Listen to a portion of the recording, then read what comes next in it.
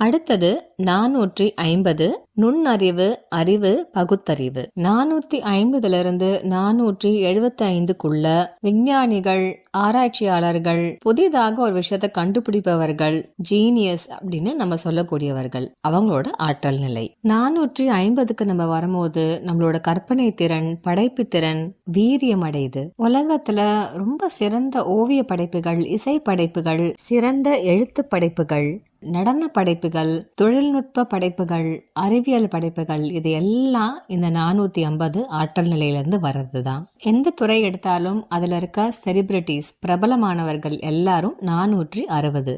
நம்ம 460க்கு போகும்போது 100லேருந்து 300க்குள்ள இருக்கிறவங்களுக்கு நம்ம ஒரு ஹீரோ மாதிரி தோன்றுவோம். 330லிருந்து 450 வரைக்கும் தான் ஒரு தொழிலை தொடங்கி அதை விரிவமைப்பு பண்ணி அதை நிலைநாட்டணும் அப்படிங்கிற எண்ணம் இருக்கும். 450க்கு மேல